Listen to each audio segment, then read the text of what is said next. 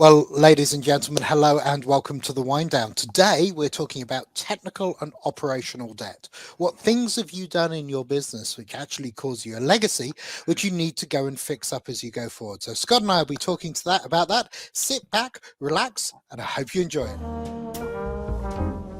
Welcome to the Wind Down, an afternoon podcast where two techie blokes sit down over a bowl of wine and chat about what's happening in the world of tech.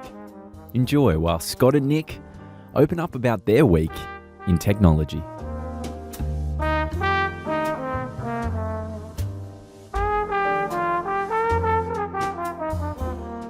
Well, hello and welcome to the Wind Down. My name's Nick, and with me I have Scott.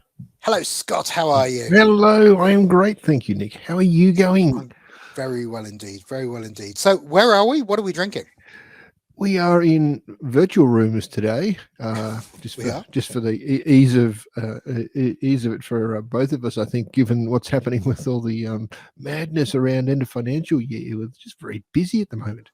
But that's a good thing. Better busy than bored. What are we drinking? I have got this lovely bottle. There we go. It's a Shiraz, 2010 Shiraz from Contentious Character. They're down in Wamboyne, just outside of Canberra. So yes, and so this was one of the bottles of the original people that used to own it, and therefore the founders museum version. And it's a new group down there now. And yeah, it's quite nice. It's got a bit of age to it. It hasn't gotten to that point where it's like just sort of off-coloured water, and it's very good. Well, I have a Cab Sav from South Australia, which is a Cambridge Crossing 2018, which is actually it's one of those wines. It's not too heavy for a Cab Sav, but it's very drinkable. It's very yummy. So well, that's the what I will important thing, be isn't it? imbibing during this one. It is the important thing. Because I've tried some, let's say, very expensive bottles, and I've tried a very cost-efficient bottle, and sometimes it's hard to tell the difference.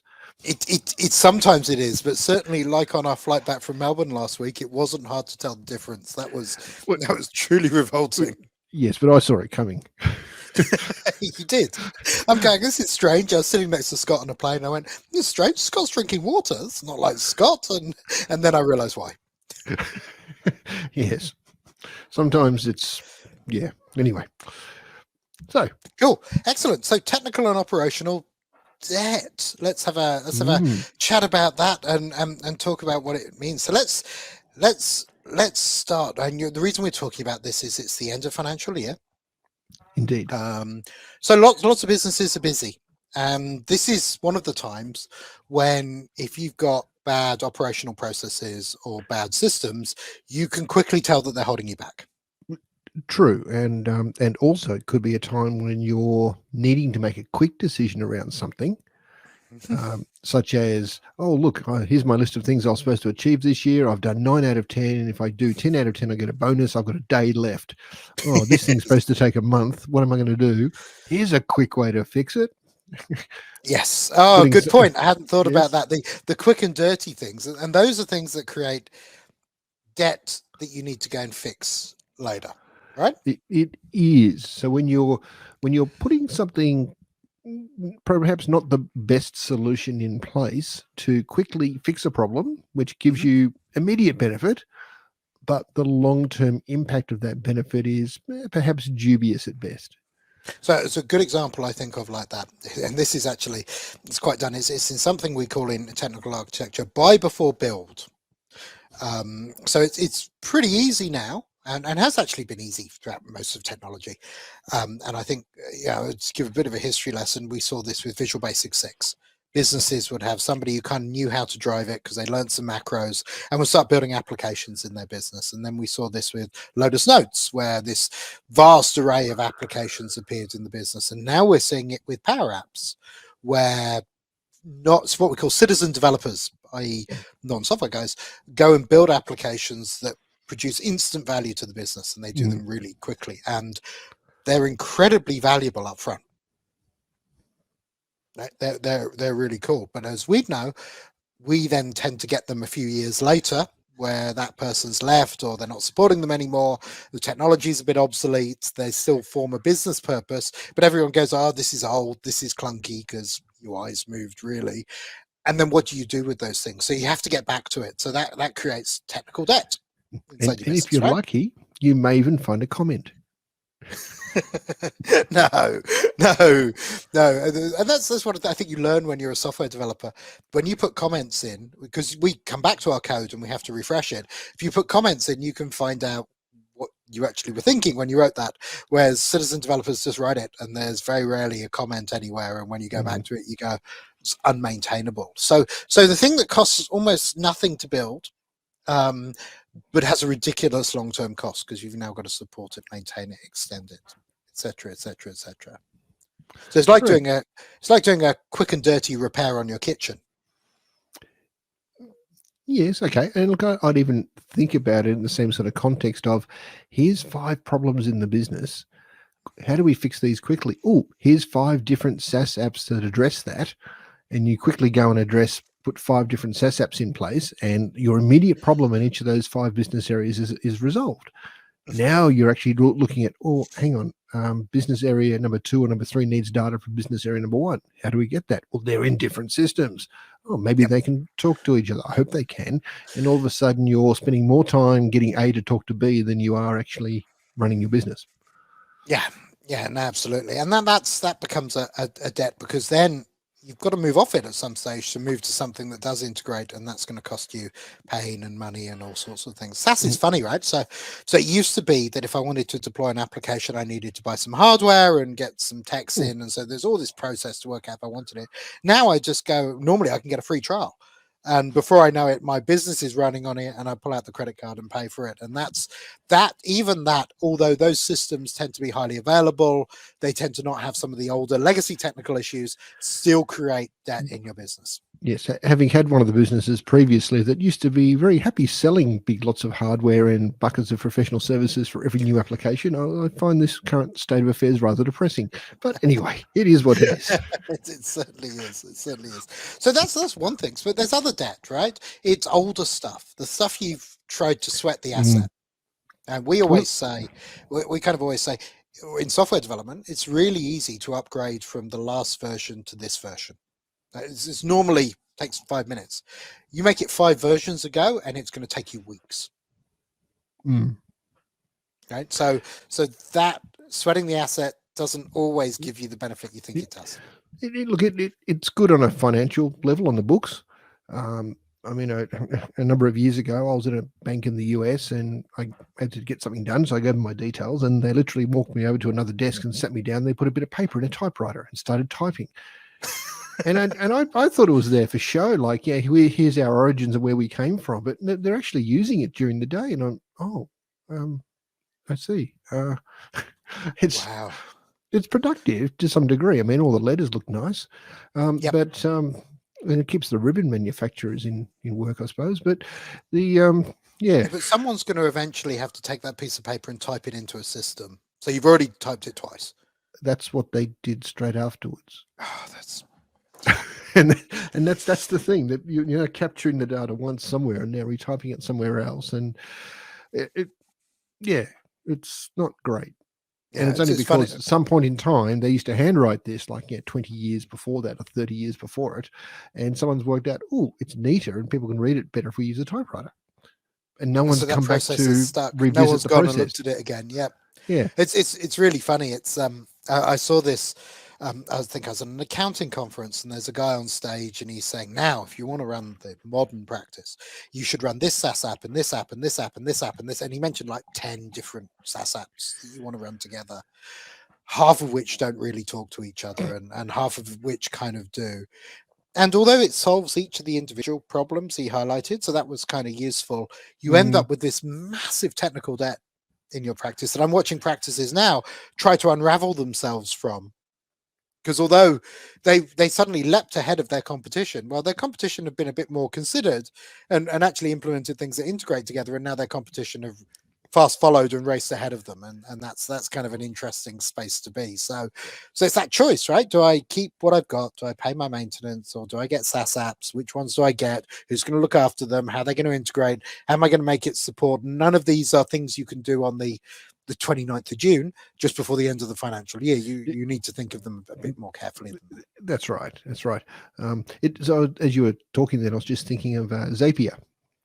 Which is for those of you who don't know Zapier, it's a bit of software that runs on the web.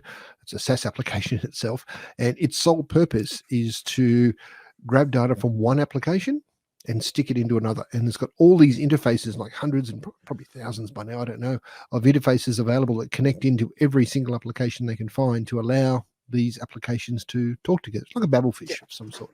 Yeah, absolutely. Keep talking. I'm about to sneeze. That's all right. This is the beauty about doing things remotely. Now, sorry, anyway. I'm not going to sneeze, but I'm going to keep my mute button really close to me in case it happens. Something got up my nose. But anyway, I was hearing something the other day. Someone did some analysis of the maintenance costs of their hardware over time, because they're saying, look, the one model we had was we'd put some network gear in or something like that, and it'd sit there for 5 years, and then after 5 years you look, well, we should replace that, but then you think, well, that's actually it's working, it hasn't been a problem, let's just leave it another year. All of a sudden it's 8-9 years old for a switch or something like that. But because it's in an important part of the business, they keep paying maintenance every year on the switch, and at the end it might have been a $2,000 switch to start, at which point they've actually worked out they've paid $6,000 in maintenance over that time to maintain the $2,000 switch. Wow. To make sure that it keeps working. And this is in difference to things like using a SaaS-based application where you wouldn't even need that network infrastructure in the first place, and your maintenance is just built in and happens dynamically. It is interesting, but this session is called Technical and Operational Debt, and we've spent ages now talking about technical debt, which is something I know really well. But one thing I don't know so much about, and you know more, is operational debt. What's operational debt? So look, I mean, at the end of the day, debt is debt. I mean, and in the true sense of the word, if you take out a loan from a bank, you've got debt, and you pay interest every month or quarter or year, whatever it is, to service that debt until you pay it off. There's no difference in the concept for operational processes than there is for technical projects. Right. So let's say I have a business. And I'm here at the end of the financial year, and I'm looking at, I wonder how we get this to happen quickly. And all of a sudden someone says, quick, get all the paper off that desk, put it on a chair or a bike or something like that, and move it across onto another desk, whatever it's going to be. Great. That's already what the problem's gone. But you're then looking back going, well, what did that really achieve? It's a very quick fix for something that is not going to actually solve a problem, or it's going to achieve an immediate result. But if that's the process that you put in place now to fix the problem now, let's hope that you come back and address it very quickly. Otherwise, that dodgy little process you've just done is going to be around in 5 or 10 years' time, because that's what the staff have learned about the process. This is how it works. We saw this in a manufacturing issue recently, where, and this is sort of very current, because with the chip crisis and the lack of supply and availability, people are starting to look at their supply lines very closely, going, why does it take so long to get something, get it from here to here? What's stopping this? They're finding out things like chips are getting, or the raw components are getting made in one place, then they're shipped to another country where something happens to them, then they're shipped somewhere else where something else happens to them, then they're shipped back to the first place who does something, and then ships them to somewhere else who adds some gold plating, who then ships them back to where they were. Well, why couldn't we add the gold plating here? Is it, well, there's some tax incentives in this other country that said we can do it for somewhat less by actually putting it on a boat, sending it over there, and then having them send it back. This is crazy. And all of this adds time and effort into the process that could be done more efficiently if looked at as a whole thing. Yeah, and that's really interesting. One of the things we find, I think, when we look at business processes, is they tend to have evolved. Especially in smaller businesses, and to an extent in large enterprises as well. At least large enterprises continually look at their business processes. A lot of them do, and try to make them more efficient. In small business, a lot of processes evolve, and they normally evolve because something went wrong. Yes. So you have a fairly simple process that gets more and more and more complex because you're trying to account for people making mistakes. Commonly, instead of training or better documentation or those sorts of things, you say, right, this must be printed out. Well, why must it be printed out? Because I want a physical record of it.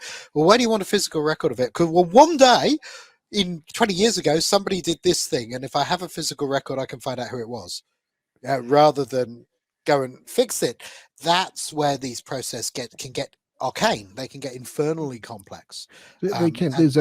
There's a very good example of one that people probably don't realize, and that's the Tax Act. So yes. If you ever look at the Tax Act, not that I've actually read the Tax Act, by the way, but when you see the photos of people walking into Parliament or something with 2,500 pages of paper, and they put it on the desk, and they say, "Oh, is that the Tax Act?" It's, no, that's the next update.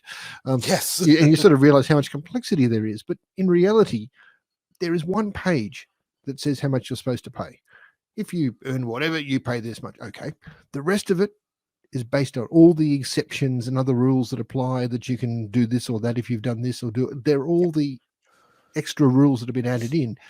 And it got to the point where it's actually that complex now because of all those extra rules or extra things that have been added over time.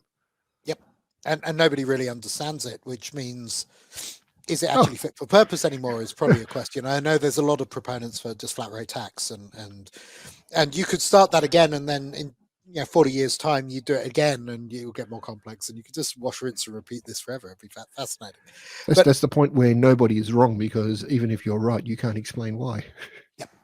So if your processes are really inefficient, you can get really tied up into them. Processes can be okay initially and can get worse over time, but all of this is like, I've got limited dollars, I've got limited people, I've got limited things. How can I use them for the best result, right? And that is ultimately, look, management 101. Of all the time I've spent sort of studying management process and whatever else, it really comes down to, how do I make the best use of the limited resources I have? Because I haven't got unlimited money to throw at something. I haven't got people sitting at the door waiting for me to go and you do that. I've got a small limited number of people, regardless of the size of the organization, that can actually do something. So this is, how do we make that process at least effective to start, and then how do we make it efficient? And that's a very important order, by the way. It really is. Yes. Yes, and there's no point or streamlining and automating a rubbish process. That's right. And I will talk about that in a bit. But so, on review, and I know you've looked at some stats around this. On average, how many hours a day out of the 8-hour workday do employees complete things which you consider to be moving the bus forward, high value work, and how much time do they spend doing rubbish?